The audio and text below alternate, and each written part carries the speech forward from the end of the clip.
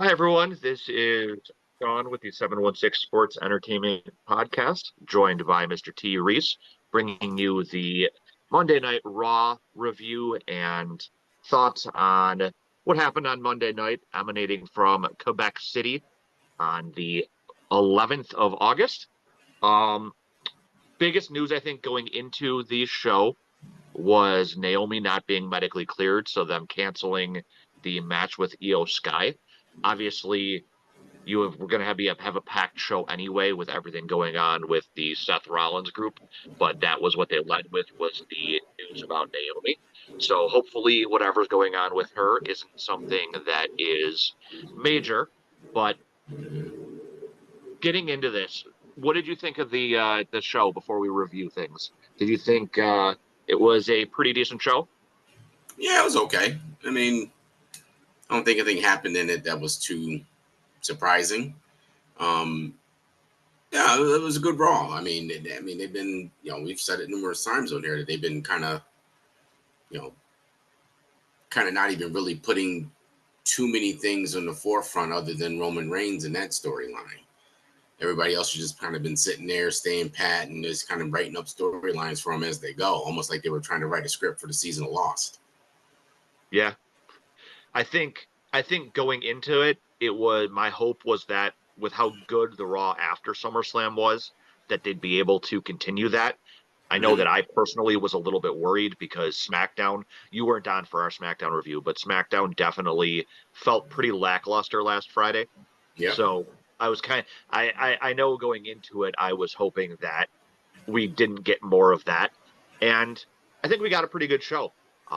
It opened with CM Punk coming out to a pretty crazy crowd out there, which I know Mike likes to talk about how the US crowds don't really compare to non-American crowds. And I think this Mm-hmm. show kind of continued that talking point for him, because they definitely were losing it for Punk when he came out. It was probably one of the louder crowds in a while. He came out, and I don't know if you noticed. Did you see the guy with the "We Want Cross" sign in the front Yeah. row? Yeah. I'm surprised that that sign didn't get confiscated. But he came out. He was talking about everything going on with the Vision and Seth Rollins and all that, only to be interrupted by LA Knight talking about how he didn't want to have a problem with Punk, and if they stayed out of each other's business, obviously there wouldn't be a problem.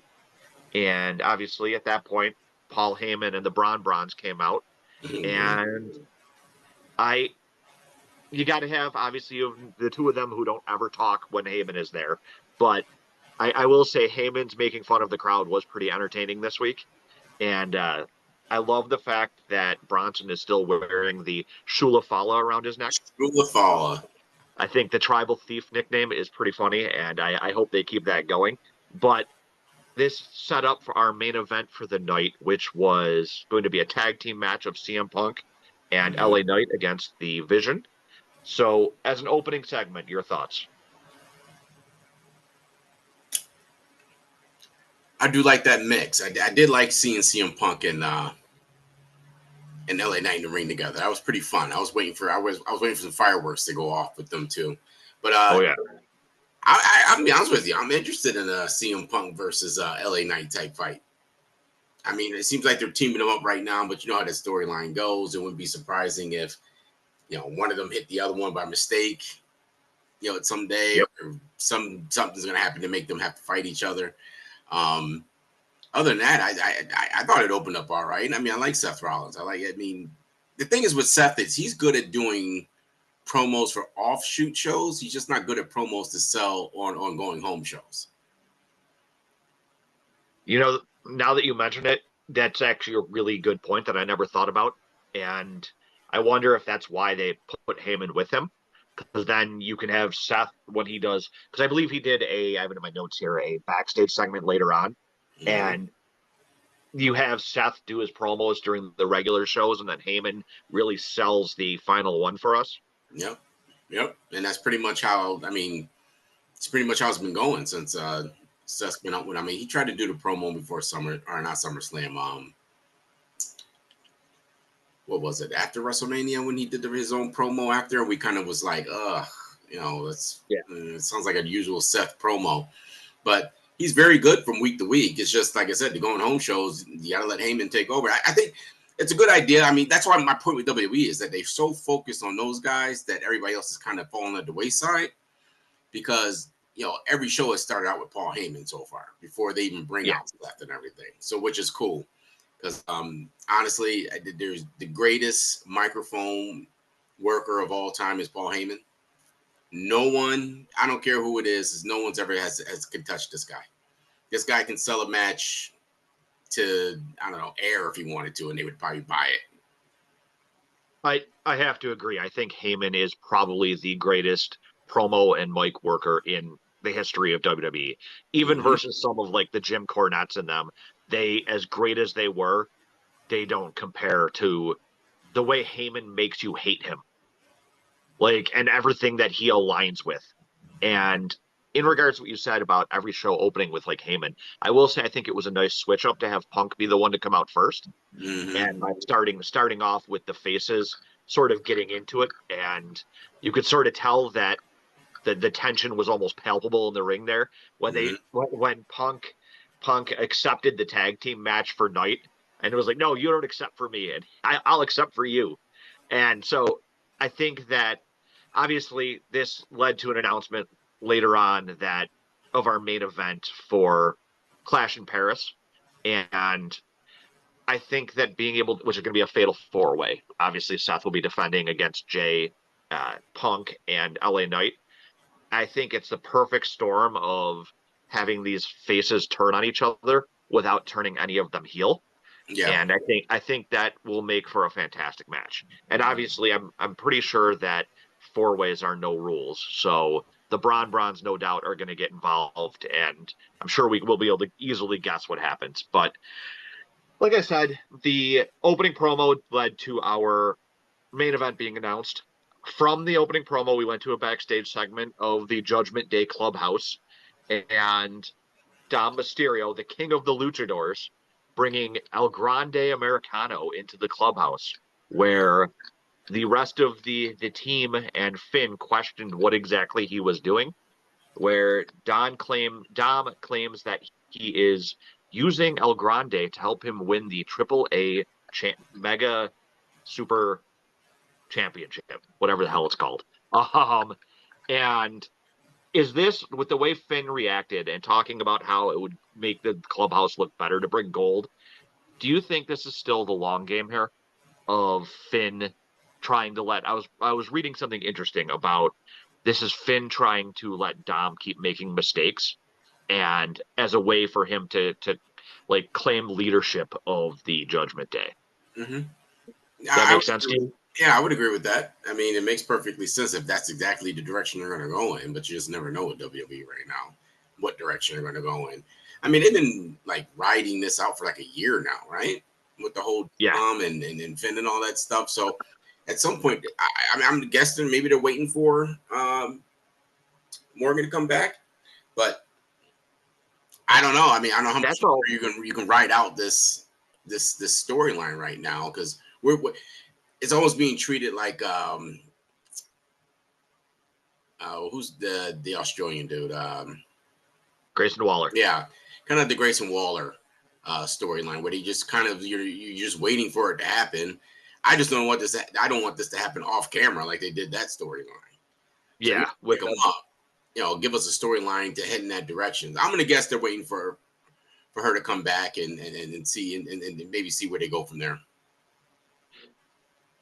I feel like that has to be what they're doing, especially with Roxanne and everything there. And the one thing I will give them credit for with the Judgment Day is that outside of the Seth storyline on Raw, I feel like the Judgment Day storyline is the other thing that they've committed to pretty heavily. They've Mm-hmm. done a really good job with sticking with it and not leaving like any hanging threads. Yeah. Um, I mean, other than them all of a sudden randomly being done with Rhea, but Mm-hmm. that was about it. So the backstage promo led directly into our first match of the evening, which was AJ Styles and Dragon Lee, both of whom have problems with Dominic Mysterio, and El Grande Americano and his issues with Dragon Lee, of course. The entrances. AJ got a televised entrance. Dragon Lee was the only one to get a non-televised entrance, which talk about the fall off of a luchador. The guy was declared as the next Rey Mysterio, and now he's not even getting a televised entrance. Yeah. I thought about messaging you guys because I watch it. I don't know if you watch it without with the commercials, but I watch without the commercials. So I saw that and I thought about saying something to you about it. Like I never would have expected for somebody that they were putting on that high of a pedestal to have such a major fall off. I'm gonna be honest with you. They should just take all of the luchadors they have in WWE and just put them to AAA. Just do that because you're not doing nothing with them. You're almost making them into laughing stocks when they're in matches because most of the time they're losing every match they're in. Um, the Americano thing. I'm very interested in what direction they're going here. I'm very Yeah. interested. I need an explanation. They better give me something. Why so many people are wearing the mask? And it better make sense. So the match itself, the heels ended up winning, was obviously a fantastic match given everybody who was involved. The finish came when El Grande was going to attempt to put the metal plate into his mask, but Styles kicked him. He dropped it, only for Dom to slot it into his luchador mask and headbutt AJ Styles, KOing him for El Grande to pick up the huge win, pinning Styles, which is not what I would have expected going into this match.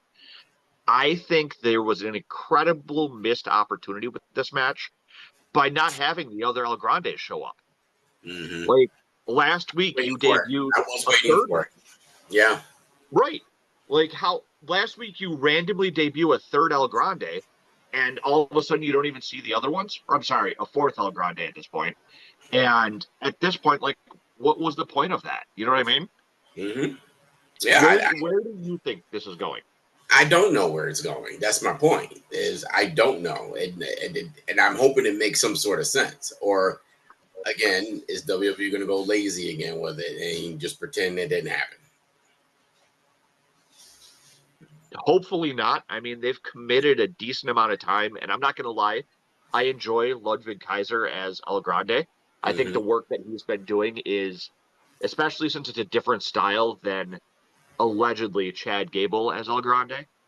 And I think it's pretty funny. And I think the fact that he's committed as much as he has, I Mm-hmm. kind of want this to turn at the end of the storyline to end up involving Gable again, like have him come back and try to take back the El Grande mantle, and Yeah. the other guys all be like, "You're not El Grande, we are." I think that Yes. would be a hysterical ending to the storyline. But Yeah. I think my biggest fear is that they, like you just said, just forget about it and just have it kind of die off with no ending. And I Well, don't know though. I'm hoping that they're going to give us at least give the luchador some sort of payoff with this storyline because at some point they have to wrestle him. And I'm thinking they're going to turn this into like some big 4-on-4 luchador type match is what's going to probably come up in one of these next pay-per-views. I mean, whenever Chad Gable gets back is pretty much when I think they're going to do it. Yeah. Again, they're going to explain it though. I mean, they got to give us some sort of explanation though. So it'll be interesting to see because El Grande is one of the men competing for the Super Championship in AAA. It's Vikingo, it is Dragon Lee, it is Dom, and then it's El Grande. How crazy would it be if El Grande won the AAA Mega Championship? I wouldn't be shocked if they let him win it. To be honest with you, I've heard, they're stroking this luchador, flame, but they're just not doing too much with it. You're right about the. I meant the comment about the Dragon Lee thing because I think he's a very good wrestler. He's a very good, but again, WWE has an issue with people who don't speak English, or at least speak it clear enough to get a storyline across. And I mean, unless you're like one of the great wrestlers, like I don't know, you can go with the Kabuki Warriors, who their athleticism in the ring and their talent can sell a storyline in the ring. They do speak when they need to, but I mean, obviously, it's not the greatest. But I think that's the problem with the men's division is that they can't carry a storyline with a lot. That's why Andrade can't keep nothing, because it's impossible to have a great storyline without any communication. And I think Right. the issue you're having with Dragon Lee and most of the other luchadors they have in there, they don't let them speak that much either. They just show up and the commercial breaks, and then all of a sudden there's luchadors in the ring. You're like, I didn't even know they were in this match. Yeah. And like back to your point about Dragon Lee being a great wrestler, you don't earn the moniker of the next Rey Mysterio for no reason. Like, I mean, it's a selling word. I mean, that's just to get people still to to be merch. compared to that, Yeah. like, especially when you're a little guy like he is, and we've all seen what he could do. But what's to say that he's not the next Rey Mysterio, but the next Lucha House Party? You know what I mean? Mm-hmm. Well, that's what they are right now. Yeah, that basically is kind of what they're being treated like, and it's unfortunate because Triple H, when he was booking in NXT, did a better job with some of these guys. Mm-hmm. So I don't know why, as the head booker and right or head booker now on the main show, he can't carry that over. Is it just a case of trying to do too much with too much talent? I think you have more freedom in NXT to express yourself as a character than you do on the main roster. The main roster, everything's written for you. So there's not a lot of deviation unless you're a CM Punk or John Cena or Cody Rhodes. There's no deviation from it. So he's basically going by the commands of what they're saying backstage. And I mean, like, again, you can tell it. They're just there. And I would like to see Dragon Lee maybe get involved in something a little more serious, but again, I think the Vince thing with he doesn't like small wrestlers. I don't know if Triple really cares for small wrestlers all that much, but he's starting to have the Vince tendencies with some of his choices. Yeah. Yeah. No, you're definitely right with that. It kind of feels like we're starting to get back into the Vince way of booking. Mm-hmm. And it was nice that we got away from that, and hopefully we can still stay away from that. But I feel like that's going to be something we'll just have to keep our eye on to see what happens with it. Mm-hmm. Yeah, I mean, again, Dragon Lee's another wasted talent that they signed and didn't know what to do with them. Speaking of wasted talent, I want to get your thoughts on something. Now that we are past the Karrion Kross contract issue, and have you heard any of what he's had to say over the last few days? No, I haven't had an opportunity to catch up on that. So there's a lot of talk going around where the reason is that people backstage weren't happy that he got himself over, Mm-hmm. which I can definitely see. But then he just did an interview the other day where he was talking about how WWE literally didn't come to the table until last Tuesday with a Yeah. contract for him. Mm-hmm. Yep. And he asked them how they came up with the numbers. And they basically said, you have 24 hours to make a decision. Didn't give him any answers on anything. He said that he said, I need to know how you came up with this stuff so I can make decisions. And they rescinded the offer. Yeah, they lowballed him. That's insane to me. Like, how do you take a guy who, like, I get you're not always happy with people who get themselves over, but WWE always makes such a big deal about like merch sales and all that. He was one of the top merch sellers because he got himself over. The fans wanted him. Like, why do you not take advantage of that? I mean, you're TKO when you bring back Ron Killings and then you let a guy like Karrion Kross walk. Well, I mean, the Ron Killings is the reason why Karrion Kross got let go. That's the whole reason they're trying to. The reason why they're lowballing him, just in my opinion, and this is I'm thinking on a business aspect of it. You're running a corporation, you allow one to slide, right? You can't let two because now you're getting a pattern, and you're going to get more people doing the same thing. But my thing is this: if you can get over on your own accord, WWE should be happy about that. Because they Right. don't have to push you they can develop a storyline based off of what you've already developed. But there's also rumors about Karrion Kross being in the ring with people. People really don't care to wrestle with him because he doesn't like to take really hard bumps. And if you do notice it in his matches, he doesn't really, very rarely outside the ring. He doesn't really sell all that well. So I get it. I mean, there's two sides to it. But I mean, Ultimate Warrior was one of the worst sellers in the ring, and people brought the merch and he got over. So I think they probably should have given an opportunity to really push him. But I think they just had him sit on the sidelines for so long. They got so many storylines going right now that I don't know what else you would have done with him anyway. Oh, they had their opportunity with the Sami Zayn storyline, and they Mm-hmm. completely flubbed in their effort to bury him. They completely flubbed that. They could have Yeah. helped both Cross and Sami Zayn by doing that story correctly, Mm-hmm. and especially with what went down with Sami Zayn here tonight, it definitely him adding edge to his character, which could have been done through this Cross feud, would have been huge. Like, and it feels like it was a mistake, but. I want to say good luck to Karrion Kross. Hopefully, at some point we see him again down the road. I know that a lot of the people backstage spoke nothing but highly of him, especially a lot of the other talent that were asked about him. So hopefully we do get a chance to see him again, and wherever he and Scarlett go, they find success in their endeavors.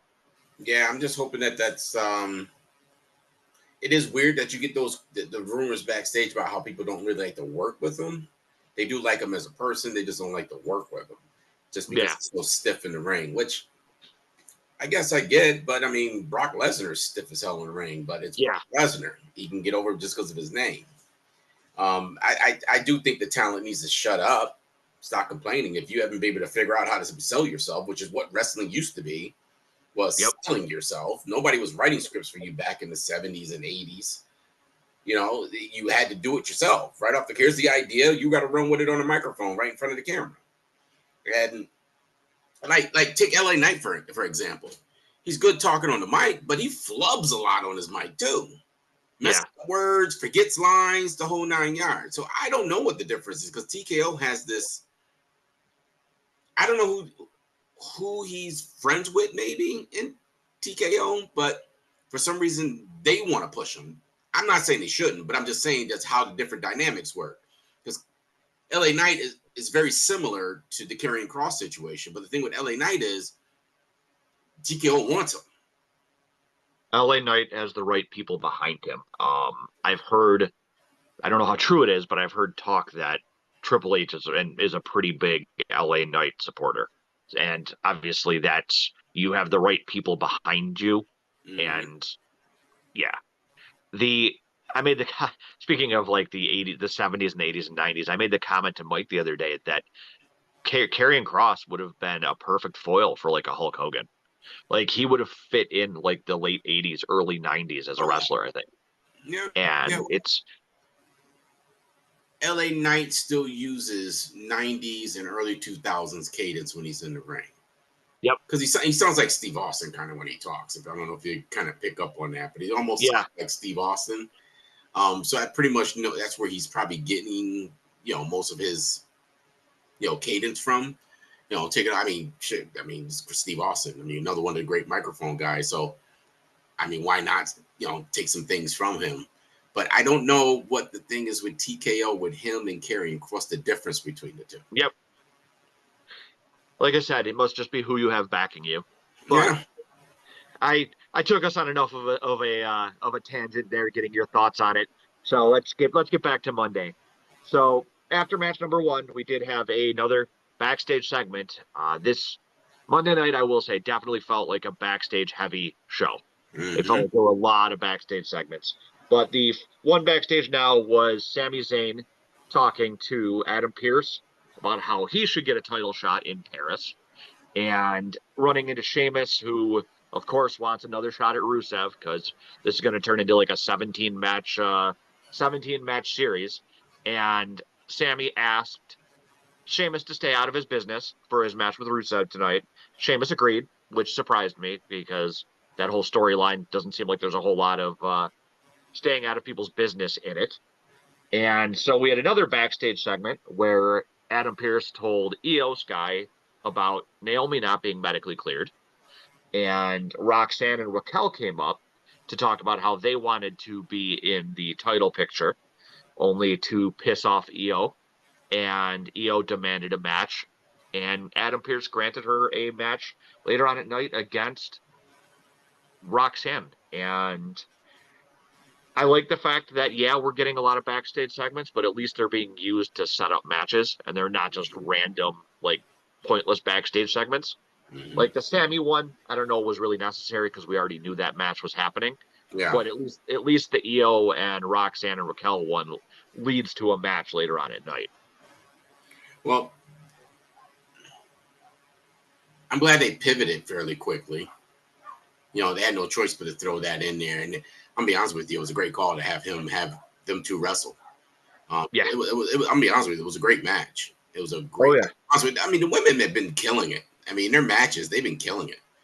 There hasn't been really too many bad women matches. I mean, if you ask me, I mean, a lot of their matches are outdoing most of the men matches. If you went match for match, who's had better matches? I would say the women have been in better matches than the men as of late. But I don't know. I I don't know what they're going to do now. I mean, this Naomi thing is a mystery. We haven't got anything really. All you know is that she's on the shelf. I don't know. Now, the Yeah. last time this happened, if you remember, she walked out of the company. Yeah. And she was a champion when that happened too. She was a tag champion with Sasha Banks, I believe, right? Mhm. So that's why I'm wondering, is there something going on where she don't like the direction of the storyline and maybe she's getting pissed about that? It was just weird that just right before Raw, you get this announcement. Yeah, it was like very soon before Raw. It wasn't like they did an early in the day announcement. It was maybe Yeah. what, an hour or two before? Yep. So, I mean, that tells me they definitely weren't prepared for it. Sounds like it was just something. I'm thinking maybe it's something backstage. I'm thinking maybe there's something creatively she's not agreeing with. The tough thing for WWE is that she has the belt. Yep. So, I mean, you can't really strip it off of her because now you're gonna let us know that there's some issues going on backstage. Let me throw something out to you. Do you think she isn't happy about potentially losing the belt to Vicker Probably. in Again, maybe Paris? something like that and have a short reign of it.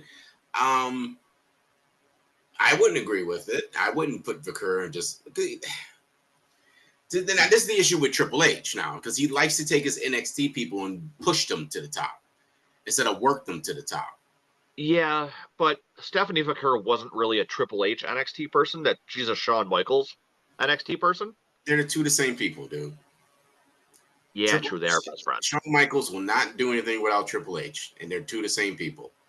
So I Yeah, think Triple H puts all his confidence into Shawn Michaels with NXT, and he pretty much, goes by his recommendations. And I think that's what's happening with this. I wouldn't move her up so fast. You hardly had her do anything on the main roster still. no, they've immediately strapped a rocket to her, and I mean, she was the right choice to win that battle royale. But Mm-hmm. the other problem, though, is you have her go into Paris and you have her lose her first major match like that when you have a rocket strapped to her. Mm-hmm. Does that hurt her? Well, I mean, maybe because if she doesn't perform after that, then yeah, it's a fail. But again, I don't know if she's ready for it yet. I mean, she's a great wrestler. She's fantastic in NXT. She's been fantastic up here, in terms of the main roster matches she's had. But we haven't been able to see her sell a storyline yet. She hasn't really done anything on the main roster that can say she'll be able to hold that belt and ride. They've done this so many times over the last year or two, of just giving the belt to people who aren't ready. I would like to see her seasoned a little more. Let her get in some storylines where she's got to do microphone work and backstage stuff. She hasn't done any of that yet. Yeah, her little backstage segments have been so short and to the point. Mm-hmm. And like she did that in-ring mini interview with Stephanie, it really hasn't been a lot other than to show that she doesn't speak English great. Right. And personally, I think that another problem she has, her move she uses as her finisher, isn't a great looking move. No. No. And It looked different on NXT, didn't it? yeah, I don't know if it was the presentation for the SVB where she did like that driver onto her knee, but Mm-hmm. something about it on the main roster has just made it look kind of lackluster, I guess is a good way to describe it. Well, And you're wrestling with different talent on the main roster too, and they yeah, wrestle with a different cadence too in the ring, not just talking but also wrestling. So NXT is really fast, high flying, constant action. You get the main roster; it's more methodical, selling a storyline and trying to letting everybody get their moves off equally, whatever the storyline dictates. And that's why I said NXT is easier to sell people because it's more open. WWE is structured, and the these thing people coming from NXT. And that's why Vince didn't like bringing a lot of people from NXT at once, because I get it that you got to learn how to play within the main roster because it's different than being in NXT. the other problem with NXT, I think, is that they let the actual wrestling do the talking for them. Mm-hmm. And I think that doesn't translate as well, like you were saying, to the main roster. A different type, I think your way of putting it, a different type of cadence is a great description for it. The so I don't know. It'll be interesting to see. I really hope that this isn't a case of Naomi being pissed about creative. And I mean, that doesn't tell you a whole lot about her personally. If Yeah, now this is the second time that she's doing this, kind of almost a diva-esque attitude. Um, that's pretty much what I'm hoping they're not trying to sell it out to us on, is that she's got this diva mentality. right. I hope I you never hope somebody's injured, but I hope that this is a medical issue and not a personality issue. Yeah. And we won't know. I mean, they're keeping it for hush hush. I mean, if it was an injury, why are you keeping it a hush hush? And how unusual is it for there to be, it's now Wednesday, and most times there's an injury. By 2 days afterwards, we know what exactly is going on. Mm-hmm. WWE is not very tight-lipped when it comes to medical secrets. Yeah, and I mean, you just got off the Seth Rollins thing where you're keeping it a secret. We found out that it was a swerve. Now this Naomi thing has came out of nowhere. So that's why I'm thinking it's more creative issues than it has to do with anything with injuries. I mean, because I mean, you don't announce an injury an hour before. You know for the whole day. You're going to tell me you waited right an hour before the show and say she's not going to be there? I mean, unless she got, God forbid, she ever got it. Maybe she got in a car accident. Maybe she got hurt in the gym or something. But they would have said something. Exactly. They would have Like when said, Bailey, like when Bailey hurt herself that one year in the gym, they announced what happened and said that she yep, hurt herself training. yeah. They would have made some sort of But announcement. Now you're making us all speculate. so this definitely will be something we'll keep our eye on for the next week or two. If we hear anything, we will definitely bring you news about it here on the show as well. So moving back into Monday Night Raw, match two of the night was the previously announced Sami Zayn versus Rusev. That stemmed from the incident last week where Sheamus and Rusev were fighting backstage. Sammy tried to break it up, and Rusev popped him in the face.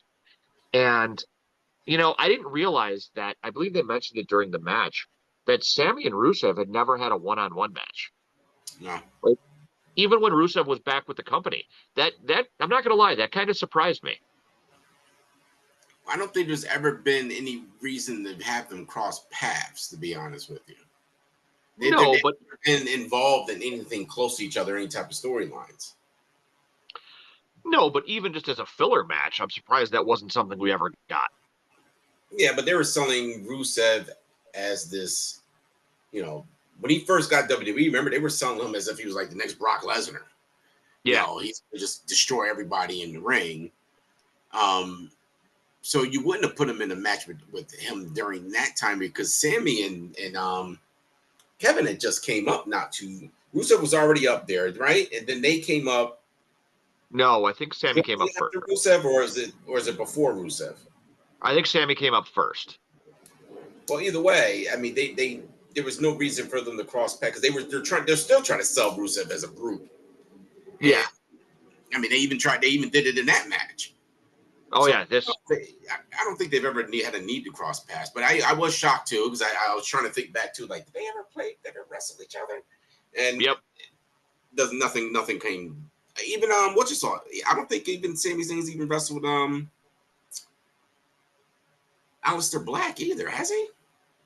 I don't think so. Just trying to think back. I don't recall them ever having matches together. You see what I'm saying? You brought these people back. You can do storylines with them with some of these people. Yeah. But Aleister Black, obviously, because I don't remember, but is Priest hurt? Yeah, they're selling that he has a hairline fracture to his jaw. Yeah. So I So don't know if he's actually injured or if this is just thinking a okay. storyline injury to keep him off for a week or two. Yeah, because I mean that's the storyline they're developing with him. But I Yeah. mean, I do not want to see another Sheamus and Rusev match. We've seen 100 of them. So that's the problem, though. So this match obviously went your typical Sami Zayn underdog match. He starts off strong, gets kicks in, Rusev overpowers him, and Sammy comes back only for this match to end in a way that, after what Mike and I talked about on our SmackDown review, I was scared that this is where this was going to go. The MFTs and the Wild Tongans attacked Sammy, causing a disqualification. And they made the trip over from SmackDown to brutalize Sami Zayn and cause the DQ here. And then obviously Sheamus attacked Rusev off to the side there. So that's going to continue on. My bigger point of contention here, and I'd like your thoughts on it, is now with the Tongans attacking Sammy, this puts Sammy in the US or in the US title picture, doesn't it? Oh yeah, easy, easy. My issue with that is, what does this do for Jacob Fatu? Like, I understand that Jacob probably couldn't go to Canada because I know he's had legal troubles similar to some of the other Usos, and it took forever for them to be allowed into Canada. Mm-hmm. But I don't think that Sammy should be jumping Jacob Fatu in the U.S. title picture. It is weird. I don't know why they did that either. It's almost like they were just they're trying to get out of the carrying cross thing to get Sammy moved on to something else, and they're kind of fast tracking that. That's what it sounds Right. like to me. So yeah, I mean, this is obviously an easy way, but I mean, but they're still developing the storyline with Solo and Jacob. So is Sammy going to Right. join Jacob? It seems not just rushed, but it seems a little bit nonsensical to me. Like, I get that I mean, unless this is a way for them, like you just said, to introduce Sammy helping Jacob, but Sammy really didn't interact with Jacob a whole lot. Like, he came into the bloodline after Sammy's was gone, and Sammy's like only real interaction was in that one War Games match. Yeah, Like, they never really faced each other. They never really had problems. Like, why would Jacob go and ask Sammy for help of all things? I don't think he's going to ask for help. I just think it's a situation of just it's just happening. You know, he just kind of is going to go up there. I think right now they're going to jump Jacob, and then Sammy's going to come running down, and Jimmy's going to come running down, and they're. I thought they were going to develop a stable for Roman Reigns, and it doesn't seem like they're going that way. No, It's like they're developing a stable for Jacob, right? a little bit. My bigger concern though is Sammy, with the way that WWE loves Sami Zayn, regardless of people getting sick of him, is that he's going to jump Jacob and win the title off Solo. And I don't mean jump him like beat him up, but like jump him in the rankings. Yeah, and they keep flirting of them introducing the other Uso in the WWE, which Zilla, yeah, Zilla, whatever his name is. yeah, Um, they just did an interview with him though, where he said that he doesn't think that he is WWE ready yet. yeah, well, I mean that could be the delay. I mean, hey, hats off to him if you don't think he's ready yet. I appreciate him saying that. You know, Yeah, I want to see him up there, and he's got nothing to do. He doesn't know how everything works. He's terrible on the microphone. Good for him. Good for him if that's true. exactly. I mean, not everybody can be another Jacob Fatu who comes in who is basically rip raring to go. I think he is more of an outlier than anything else. Well, he's ready to go because of his ability and his look. That's what makes him go. He's not good with the microphone whatsoever. I mean, let's be honest. He's not selling any of these matches using the microphone. I mean, he's got a catchphrase and he's got his shabba dabba doo thing that he does, Yeah. and the people love it. I mean, look at Jey Uso though, who is not good on the microphone, and he was a world champion. And now all we get is Yeet. Exactly. We get four letters, one Well, word. that's the point. That's my point. Is he's able to sell himself just because of that, and Yeah. you know he doesn't have the language barrier that some of the other people we spoke about earlier because he can talk when he needs to. It's just that sometimes you don't know what he's saying. Yeah. all breaks and no gas. Um, but so obviously this, like I said, this match ended in the DQ win for Sammy after being attacked by Solo and the Tongans. And so I have to imagine this leads to Sammy making the trip over to SmackDown again. Um, Sheamus and Rusev fought off into the crowd. That will no doubt continue their feud for another 6 months. So following this, we went into another backstage segment, this time with Grayson Waller and the New Day hunting down the baldy Adam Pierce, as Grayson Waller keeps referring to him as, and basically demanding that he do something about Penta after their interaction last week. And it looks like next week we'll be getting Xavier Woods versus Penta, which, not going to lie, should be a pretty fire match. Yeah, I mean, it's definitely a match I never thought would happen. So let's see what it does. I mean, usually these matches kind of surprise us when you get something that's kind of off the wall. So hopefully, Yeah. I'm looking forward to that match. So here's a question. With Grayson Waller and the New Day being a trio, do they bring over Andrade and Phoenix and have a 6-man match? Yep, yep. I think that's where Because it's gonna. I was trying to think who else they could put with Penta to team up against those guys. Well, they And need more teams on Raw too. yeah, I feel like bringing Andrade and Phoenix over to back him up. Not only do you get the Lucha Brothers officially together like that, but talk about writing its own story. Like, so hopefully WWE does the smart thing with those particular luchadors and has them beat the New Day. But I guess we see what happens. And obviously, still no sighting of Austin Theory. So Well, you're gonna probably see. So Pinto will probably be the face of the team. yeah, You have to. He's your top seller of the three. I think Ray would be right up there with his brother if they actually sold him and book him in some good matches. But yeah, I could see it. Like I said, I mean, I told you guys before. I really think WWE's lining up a trios belt. Everybody's in factions now. Almost yeah. everybody. I know I wouldn't complain. I always enjoyed the trio belts in all the other promotions. I think it makes for a fun time in getting to see that type of match. Mm-hmm. Um, so switching it up from a backstage segment, following that, they had a vignette this time for Bronson Reed, which I'm not gonna lie. I mean, I know we always talk about how WWE's vignette and promo team is fantastic. Mm-hmm. This vignette for Bronson Reed was fantastic. Mm-hmm. The calling out Roman Reigns. We know that eventually Reigns is going to return. He's not going to lose to Bronson Reed. But the promo here almost made Reed feel like an actual threat. Yeah. And I think that's what he needs. And I think giving him the opportunity to talk more in pre-taped segments like this will actually help his character. Mm-hmm. Well, I think he needs to. There's a few things I need him to stop doing. This thing. Can we stop doing that? Is that really needed anymore? Like you're selling yourself now. There's no need for this weird stuff anymore. So, but yeah, that was good. That's probably the best I've heard him since he's been in WWE, and they really decked him out for that vignette because I mean Yep. you're right. It's so like he's a real true threat, which is what I've been questioning since since he's joined Seth, that it doesn't feel like he's like the only one that's not a threat to anybody. He just Right. have a third man. And I'm not going to lie, that's part of my concern about them introducing a fourth guy to that group, is that the fourth person is going to overshadow Bronson.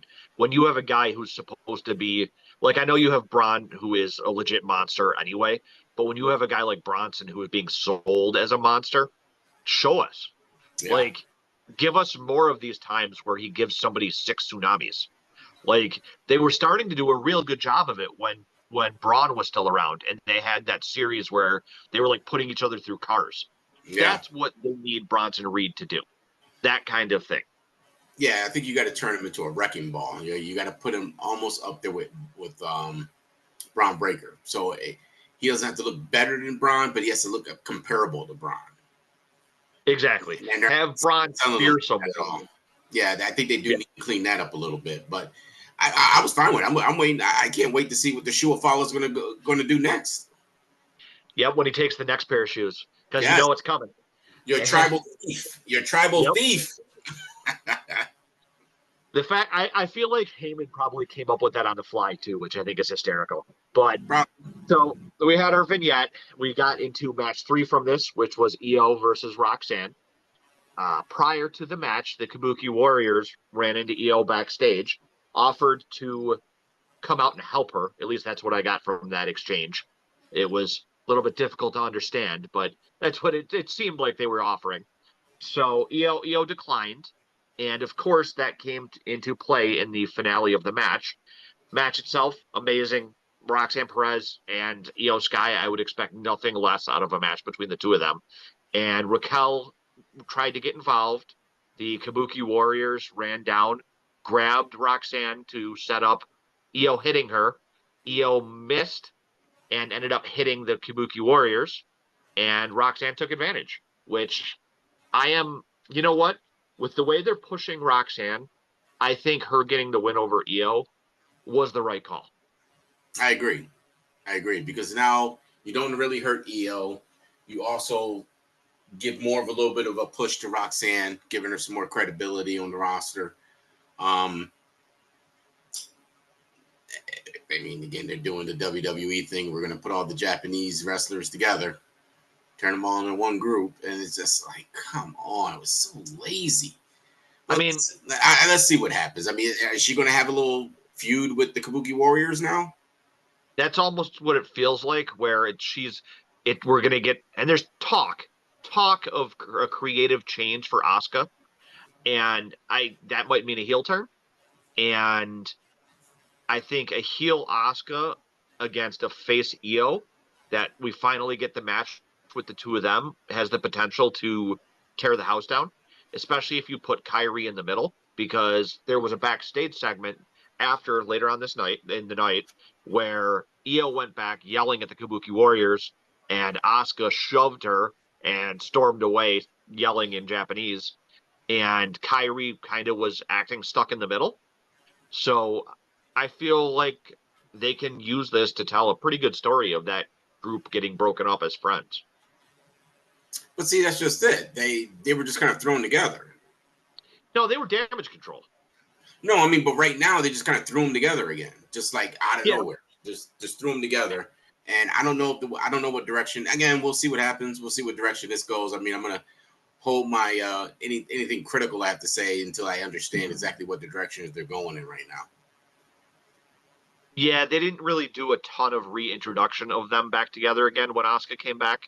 They kind of just threw the Kabuki Warriors back together and Mm-hmm. didn't really mention damage control a whole lot. So, like you said, that'll probably have to be like a wait and see kind of thing. So following their match, we got a Jey Uso segment talking about how he should be in the title picture as well. And that led into match number 4, which was a women's intercontinental title match set up by last week when Natty got in Becky Lynch's face about what she did and how she basically cheated Lyra. And Becky, instead of challenging Natalia, decided to challenge Maxine Dupree. So we got the title match between the Alpha Babes, Maxine Dupree, and Becky, where throughout most of the match, Becky pretty much was just bullying Maxine. And I don't know, this match was about what I expected. We know that Maxine isn't the greatest wrestler, but during her little comeback spot, I think she did all right. I think the reversal of the pin attempt into the disarmor was a pretty good way to end the match. And then, of course, Becky kicking Natalia in the head afterwards to continue her gross heel streak is a fun way to go. I don't. I have one complaint though. After last week with the Nikki Bella segment, where was Nikki on Monday? Well, don't forget now she's got a bit of a flat tire going on. Yeah, that's been going on for like a couple weeks though. Right. So I mean, I don't think she's going to be there every week. I mean, she's got to let that thing heal. You know, she's been Yep. talking about it is sore. but she doesn't plan on getting it fixed until whenever she's done wrestling, I guess. But I don't think she's going to be able to wrestle consistently. I wouldn't be surprised she went and got it fixed because the way she was talking was like she could feel it. Like I think injuries like that, which I'm not an expert on, but I've had my injuries, and it sounds like it's an injury that's really annoying. So no matter wherever you move, whatever you jump around the ring, you're probably going to feel it every time you move around. So who knows? Maybe she went and got it fixed, and maybe she'll be back in a few weeks. I mean, it felt like they were setting up Becky and Nikki for maybe Paris, but Mm-hmm. thanks Piper Niven for the flat tire issue. God, how she is still around, but that's besides the point. Again, and here's another example. We're getting rid of Karrion Kross, and we're keeping people like her. Yeah, it feels like the priorities are not set in the right spot. Right. Please make it make sense. None of it makes any sense. Anyone who wants to comment, if you think that these kind of things are insane, give us your thoughts on who should have been let go before Karrion Kross, because I can definitely think of a few people, and Piper Niven is definitely at the top of that list. Quite But a few. Quite a few. When you make sure to like, comment, and give us a subscribe, give us your comments on who can be gone. But so we had another backstage segment after the Intercontinental Women's match, which was Seth backstage, basically talking about how he didn't even have to be there because Paul and the Bronze were going to handle business, and they were doing so well with it. And this is the exact type of segment that we were talking about earlier in the show that Seth can do so well, where he's basically just the sniveling, conniving guy backstage giving the great promo and then leaving for the night. And I think that obviously nobody probably fell for the fact that he claimed he was going to leave, but it was definitely still a fun promo. Absolutely. And this is pretty much one of the few storylines that you're just waiting and you're interested in. I just can't wait till next week, Monday, to see where this goes. Oh, yeah. I don't know. I mean, my understanding, I think Roman, is he supposed to show up? I don't know, because I know they're filming Street Fighter, because I actually just watched a video. Apparently there's a wrestler from AEW who's in Street Fighter. Kenny Omega is playing Sagat. And I was watching a video. I was watching a video of them doing his makeup. But so I'm guessing that they're already filming Street Fighter. So I don't know how long Reigns is going to need to be gone for that. Like, they wrote Cody off on SmackDown, I'm assuming for this exact reason as well. Well, my understanding is from the reports that I heard, this is within the last 5-6 days, they haven't even started filming it. So I don't think it's on for any of those reasons. That's why they said Roman Reigns right now. From what the one report they said, I think it was shout out to What Culture, that Roman is scheduled to still be here throughout up to the next PLE. Okay. As of right now. So there's no, I don't think it's getting filmed right now. I don't think it's even going to start filming to fall. So I'm surprised they wrote Cody off then already. Well, I mean, we don't know. I mean, we're still waiting to find out about that. But he's not filming it yet. Remember, he didn't start filming yet. Interesting. Yeah, because there's still like 2 weeks until we get to the Paris PLE. So maybe we will see Reigns back. How is Omega playing Sagat actually anyway? How? They did his makeup and they made him look like Sagat. I don't agree with it. He's bald-headed too? Yeah, they put up, that was part of the makeup they were doing, is they put a bald cap on him and everything. Oh my goodness. It looked, you're ready for this? It looked Mortal Kombat 2 levels of cheesy. Which has me not looking particularly enthused about where this might be going. But I'm going to hold my reservations for now. So following the Seth backstage segment, right before the main event, we did have one final vignette before the end of the night. And honestly, I thought it was actually even better than Bronson's vignette.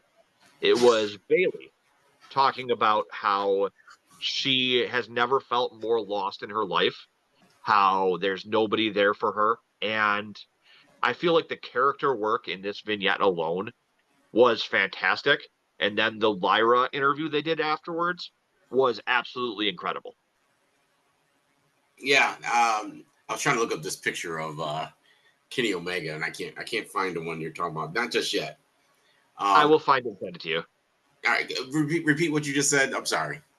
So the Bailey vignette before the main Oh, event yeah. and how fantastic it was. Yeah. Again, one of the, as far as women, one of the best mic women of all time. She truly knows how to sell a storyline. I did like that vignette. That's another. Look at WWE's knocking them out with the vignettes. I mean, obviously they stole them from Lucha Underground the way they're filming them. So Yeah.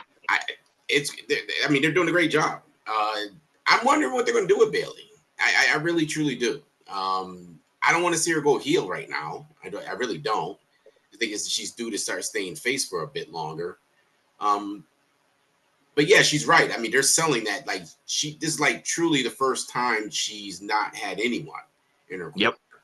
Well, it's been a long time since that. I mean, when she first came out with the stupid hair tails she used to wear on her head, you're kind of like, The okay. hugger gimmick. Yeah, the hugger giver. It was the cheesiest thing I've ever seen, but people loved it. Kids loved it. Yep. So it's sold. That was the last time she was actually by herself. Yeah. Outside of that, she's been in tag teams, factions. I mean, everything since she's been on the main roster. So yeah, that was a very good. I like the way I like when they do those vignettes where it really touches into the storyline.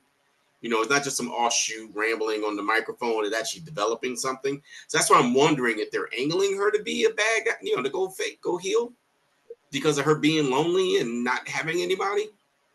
We'll see. That's the rumors is that there's going to be a heel turn for Bailey. And like you just said, though, I would prefer not. I think that it would be better for her as a face to like win back Lyra as a friend and overcome adversity that way. And maybe not fully bring back like the hugger gimmick, but sort of embrace that more positive side from her past Mm-hmm. as the role model that she likes to claim to be. And I think that they have the potential to tell a really good story there. And Mm-hmm. I think it hinges on them not turning her heel. Yeah. Um, yeah, I'm very interested because remember we were a little disappointed she didn't make the WrestleMania match. Yep. Um, she hasn't won a match either. No. Long time. So I can probably. I mean, again, I wouldn't be surprised they made her go heel now. But again, I don't want to see that just yet. I like her as a face right now. And just to say, I seen that picture of Kenny Omega. I don't think that's from the movie. The thing I saw it on was advertising the movie. Yeah, I don't know if that's from the movie. It's like some sort of yeah, this is like it might be some sort of what do you call it? Cosplay thing. I hope that's all it is. That because that does not look good. No, it does not look good at all. So I really hope that you are right.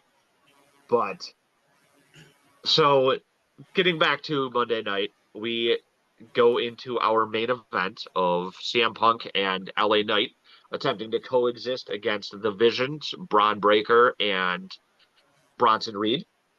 Do you notice that the Vision have a theme song now that they come Yeah, out to? yeah. No I'm more, no I'm more glad, individual music. They got their own faction music coming out. which is good. I mean, as a faction, you should have your own music and not always be coming out to like each other's music. I think that is a good choice. Did they who does their music? Was it still what you call it theirs? Because I see that Becky Lynch doesn't use. No, they actually got somebody to do Becky's music. I think Def Rebel still does a lot of it, but Yeah, but they got a band. I guess she likes that her theme music currently. yeah. I guess she was trying to sell it last year, from my understanding. She wanted to start it last year, and they just started now allowing her to use the music. Um, Well, but they got to do something. maybe It's fine. The sound's fine, but again, I need somebody else to do music for these wrestlers. So you got a faction. There's nothing that sound. When they first came walking out, I'm just like, this sounds like yeah. every other entrance. So maybe the Becky Lynch thing is a good sign that they're going to be moving into other music because a lot of these superstars could definitely use new themes. Yeah, I can, even if you only did it to your top selling merch people, even if you yeah, just let them get their own original music, I don't see nothing wrong with that. You can still have Death Rebel or the hell their names are, do stuff for people who just came up or just getting into NXT and things like that. But I mean, dude, I mean, there's so much. Every time somebody comes out now, I don't know who it is till it comes on the monitor because I don't know the music. Unless it's Exactly. like Randy Orton or Cody Rhodes or somebody. I don't know who it is. I literally don't know who it is. Like every time Rusev comes out, I have no idea it's Rusev. None. And let me, you know what? I'm glad you brought that name up because I'm going to go on a little bit of a rant here. All right? Because the Rusev thing has been playing in my head. Why did they just not bring him back as a face? He left the company as a face. Did he? Yeah, Rusev Day, everybody was cheering for it, and they were just like, nah, see you later. And the shirts were selling. They didn't start selling the shirts until when they got ready to let him go. Like they weren't selling the shirts until like the last month of him being in WWE, if you remember correctly. There was like a debate going on because the WWE didn't want to sell the merchandise for Rusev Day. So did Rusev get Karrion Kross before Karrion Kross got Karrion Kross? Yeah, absolutely. He did. Absolutely. It's on record. So I don't understand what they should have brought him back as a face from what we remember him last. Because now you brought back him and Aleister Black at the same time, and they're both heels. I do know we need heels, but it's so tough to sell Rusev as a heel right now because you're just rewriting. You're not even rewriting. You're just rehashing his storyline from when he first came to WWE. So the issue I see with the Rusev coming back as a heel is that there really aren't any credible faces to be facing him, which is why we're stuck with Sheamus. And I like Sheamus, mind you, but Sheamus is like 46 now, and you can tell. Like for as good as he looks, yeah, but you can tell that he sometimes has a hard time in the ring, and you can tell it's age catching up to him. Yeah, it's possibly age. I mean, he's had a number of injuries. He's definitely not the same guy he was, 5, 6, 7, 8, obviously 10 years ago. His matches are much slower. He moves around. I mean, sometimes when he jumps out the ring, man, I think he's gonna break a leg. Because I mean, he literally is very stiff getting out of the ring. So it's what it is. But the Rusev thing, they're ruining that. I don't even know what they're gonna do with him after the Sheamus stuff. No, I don't even know where they're supposed to end. They need to find. I imagine it ends in some sort of stipulation match, maybe like a last man standing or something. But they need to find a way to get him into a major feud, like maybe something for like the Intercontinental title. Well, I think that I'm gonna be honest with you. WWE should probably use Judgment Day the same way. What do you call it? Bullet Club is used, where you're just rolling members through, and you're always recruiting people. You're always recruiting people. So I'm going to be honest with you. This is going to come from left field, and we can move on to the next story on from Raw. Why not? Because Judgment Day doesn't have a big man anymore. Yeah. Why not put Rusev in there? I 100% could get behind that. Or even if it's not Judgment Day, if when Balor leaves, if he reforms a version of like the Balor Club, have Rusev join him. Because you can have Balor do the talking. Yeah, I have nothing wrong with that. But I do think you probably should have put him into a faction to change it up. Because he had the tag team with Sheamus back in the day and, the European thing they were doing and stuff. Yeah. But he's never like been part of a real major storyline and an established group like Judgment Day is now. Yeah. I wouldn't have put him in Judgment Day. Very rarely do you have an idea I can get behind. But that is an idea that I can get behind. That means a lot coming from you. Yeah. Give me a trios of Rusev, JD McDonough, and Finn Balor with a title. Yep. Like a trios title. Yeah. And Like, tell me that Bronson Reed and Rusev wouldn't make for an interesting match. Oh, dude. Trust me, so Rusev, because there's so many new people on the roster right now. Why are we rehashing him wrestling someone he's wrestled a million times already? There's so much right? talent up there right now. Or like Braun Breaker versus Rusev. There's so many dream matches that you could be having with somebody of Rusev's caliber, and Yeah, it but would be you're incredible. gonna wait for that when you need Braun. See, that's where the problem is with him. I mean, do you keep Braun as the heel? Or do you make him the face in that match? Right. I'm just saying as a match in general. Yeah, no, I can't wait for any of those. I don't know if Bruce is going to be around long enough to even get to that point. Yeah. I guess that we have to wait and see and hope Triple H does right by Rusev. I mean, they Mm-hmm. brought him back for a reason, so hopefully there's a long-term plan there. Yep. But getting back to our last match of the night, we talked about it at the beginning a little bit, so we won't go too in depth to it. Obviously, match ended in Seth Rollins coming out and clearing house again, only for Jey Uso to make the save with a steel chair. Yeah. Adam Pearce comes out, announces our main event of Paris being the Fatal Four Way.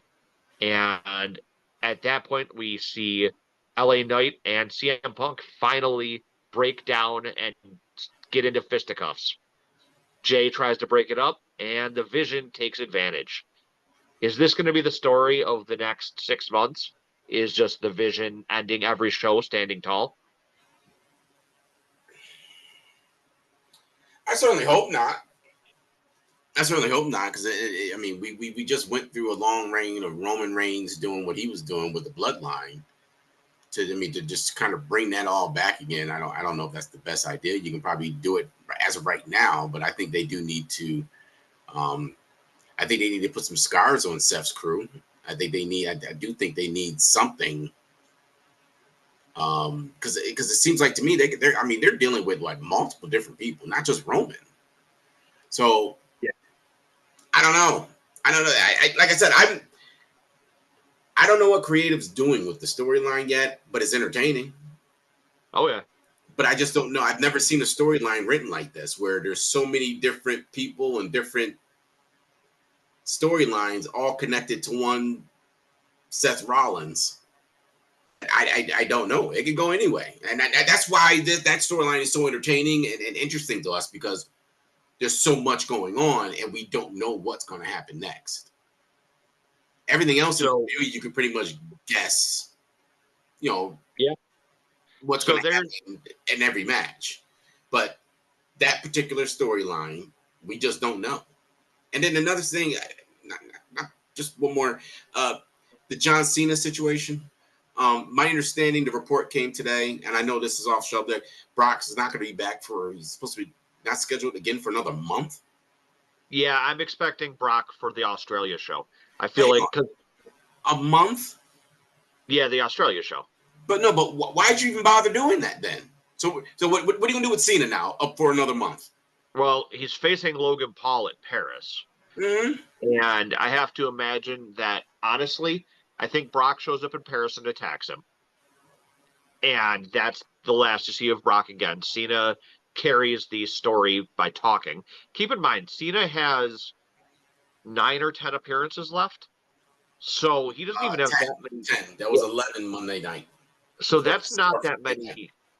That's Yeah. not that many appearances. So we might not see Cena. So I have a feeling that the Logan Paul Cena match ends with Cena being taken out, and we don't see Cena for potentially close to a month.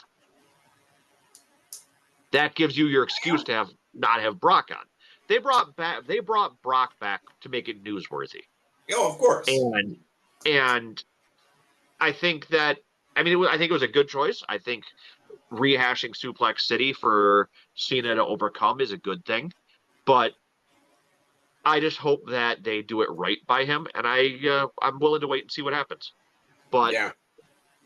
in regards to the Seth thing, we have basically 5 PLEs left until WrestleMania. There's enough challengers for Seth that he could theoretically defend that title against one of them at every one of these PLEs. I Because can you see it. have you have LA Knight, you have Jey Uso, you have Roman Reigns, You have Sami Zayn, and there was one more that I can't remember who it was. Oh, and then you have the Fatal Four Way that's going on. So Mm-hmm. like he can, and I mean, health. You could throw Gunther in there too when he eventually comes back. So CM Punk was the one I forgot. So like, there's enough world building going on here that they should have enough storylines written to coast to WrestleMania. And my only concern is that there's been some talk lately that WWE Creative currently has Sami Zayn penciled in to win the Royal Rumble. And I hope that that's not the case. I think that CM Punk winning the Royal Rumble to face Reign or to face Seth at Mania is the right call. But I think we have to wait and see on that. Well, see, there's the problem. Is that they got so many people tied into Seth that I don't even know if CM Punk's even the right choice. Now, my question is going to be now is like with Cena, you have 10 appearances left. You obviously are going to need, of those 10, what do you got, 2 PLEs in there? You would figure? You have three. You have the Paris one, you have Australia, and then you'll have Survivor Series. No, no, And I'm then talking in terms of just he has 10 shows. Let's say he does, I don't know if he's going to do all 3 PLEs with only 10 shows left. He's going to miss one. I don't know that he will. I think about what's left. He's already confirmed for Paris, which is him versus Logan Paul. Right. Do you really think they're going to have him? They already advertised him for Perth in Australia. He's part of the marketing for it. He's not going to miss Survivor Series. And then the last thing, which is the talk, is his last match being at Saturday Night Main Event. So that's 4 of his 10 appearances right there. So where does Brock slide into that though? I think Brock is the Australian. Then he's gonna have to. I mean, he's got to beat Brock, right? I mean, you can't go with a loss. This is the end of his. This is his last run. It's gonna be his last match. Will be his last loss. If it weren't Brock, I would say there's the chance that he loses. Like if it were an up and comer, yes. But Brock, there's no need for Brock to win that match. Well, so again, that's why I'm trying to figure out what angle you're gonna go with this. I think he overcomes Brock, and Brock shakes his hand afterwards. And then I'm still convinced that your Survivor Series match, and I hate saying this, is John Cena versus the final boss. No. I really do think that that's what it's going to be. It's not happening. It's not happening. Why not? I think TKO's already made it clear they don't want Rock anywhere near it right now. I don't understand. You pretty much threw that storyline away. So if you're not going to rehash that again, you want people to forget that. This is why we're in this mess to begin with. And The Rock cannot wrestle anymore. Cena's found his legs. He's found his legs. The problem with Cena is that because of his age, he can't carry a match. And he would have to be the one to carry the match against The Rock. He needs someone on the other side. That's why I said I hope you're right. Seriously, I mean, you saw The Rock in the ring. He looked terrible. You're right. Terrible. And you think he'll be ready to wrestle Cena for his last match? And why would Rock beat him for his last match? It doesn't make any sense. Usually the last match is the passing of the torch match. That wouldn't be his last match. His last match is allegedly going to be at that Saturday Night Main Event. Right. So you're saying that this? Okay, I think it's a Survivor Series match. Yeah, I think this is his second to last match, or his second is, and I think it would be at Survivor Series he would face The Rock. I just don't see The Rock. No, I just don't. I don't think they want to rehash that again. It's screwed. It's been screwed up since they started doing it. They had to get rid of Travis Scott. They had to get rid of The Rock. I don't think rehash that. I don't think John Cena, because I think John Cena wasn't even on board with this to begin with. And he's made it clear with his promos. Yeah, well, the only reason they had to do Cena was because Cody turned down turning heel. Well, no, I get it, but it didn't make any sense. You shouldn't have ran with it at all. I agree. If you weren't going to turn Cody, you should have just dropped it and wait for another time. But instead, you slid it over to John Cena, which didn't make any sense. Now you want us to forget about it because now he's back to being regular John Cena again. Why would you rehash that storyline again that didn't even have an end, a middle? It didn't have a beginning, end, or a middle, or end it, or a beginning, a middle, or end. There was nothing. Because it's an easy enough storyline to tell. You say The Rock be like, "You made me look bad. We're gonna do once in a lifetime for the third time, and I'm gonna put you in your place." I I don't just see have, I don't see Cena because honestly I think Cena's choosing his matches. he is. I don't think he's going to choose The Rock to wrestle. I just have a bad feeling about it. I hope your feeling's bad. I mean, you're feeling. I mean, if I got to take any I, type of advice from you, Sean, I'm in a bad spot. ha ha ha. I even said that I even said that I hope I'm wrong. Like I really hope this isn't the I case. think you're What wrong. I just don't it see it happening. I just don't. The Rock's too busy trying to get his Hollywood career back on track, and focusing on wrestling. I just don't see it happening. I mean, the guy's like nobody wants to see his movies anymore. Nobody wants to even watch him on TV anymore. So I well, just don't know how. What would be the point of him coming back to wrestling where his Hollywood career is right now? You know, well, looking too we'll have to, good. we'll have to see what that Smashing Machine movie does. Yeah, It's The Rock in a different type of role, so we'll see what it does. yeah, we definitely But going to see what it does. But I think he's too busy trying to get Hollywood back on track again. I just don't see him coming back to wrestle for any reason at all. yeah, I mean, your argument does make 100% sense. So And if I he is just, going to I wrestle, if he is going to go back and wrestle, you know who he wrestles? Not John Cena, Cody, Roman Reigns. yeah, because that was what they tried to set up like 2 years ago. There it is. That's the only other match he can possibly have is wrestling Roman Reigns. Everybody else doesn't matter. No, you make a 100% valid point. I digress. I was incorrect with my thought. As usual. Wow, you know what? You can't even take a compliment nicely. Oh, I accepted it. I just, Had to insult me you know, because you don't want to be like Sean, right? no. Wow. In fact, I got to So write it on our next podcast so everybody can see it again. so keep in mind too, we want to make people be able to buy those Don't Be Like Sean shirts. So if you fans are interested in the Don't Be Like Sean shirts, reach out to us and we can make that happen. And I'm sure T here can find a way to get you a Don't Be Like Sean shirt and That's make it a right. hashtag out there. But overall, I think this episode of Raw kept up the pace from the first week back from SummerSlam. I think that it did pretty well. I would say I'd give it probably a 3 out of 5. Where would you rank it? I would agree with that. 3 out of 5 is pretty good. There wasn't a whole lot of wrestling going on. There was a lot more talking in this episode and backstage stuff. So I would definitely give it a 3 out of 5. The matches that we got were good, but you're right, a lot of talking, and I'm not going to complain if we can get consistent 3 out of 5 Monday Night Raws. I'll be happy with that. I just don't Yeah. want to have what we had like during SmackDown, but Well, it's not even SmackDown. It's just the lead up shows to the PLEs. And that's where they fall off every single time now since WrestleMania. They've completely fallen off the map. which is bizarre. Like go home shows always used to be the best shows, and now It they're the should be the worst. easiest. Should be the Yeah, easiest. right. Because you already have your stories written. You're just putting the finishing touches on them. That's it. It's But kind of like when you see two boxers who you've been waiting to see the fight for a decade, and then when the night before the fight they see they stand in front of each other, they shove each other.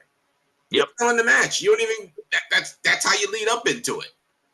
exactly. I see it. But on that note, that was our Raw review and recap for Monday night. No, it was a couple days late, but we are here with our thoughts on it for you. And as always, thanks for tuning in to the 716 Sports Entertainment Podcast. Make sure that you give us a like, give us a follow, leave comments. I mean, we want your thoughts on everything that went down, on whether or not you want the Don't Be Like Sean shirts. And keep an eye out because we are going to have our SmackDown review this weekend. And T and I will be doing some football talk this weekend as well, with the Bills re signing James Cook to his deal.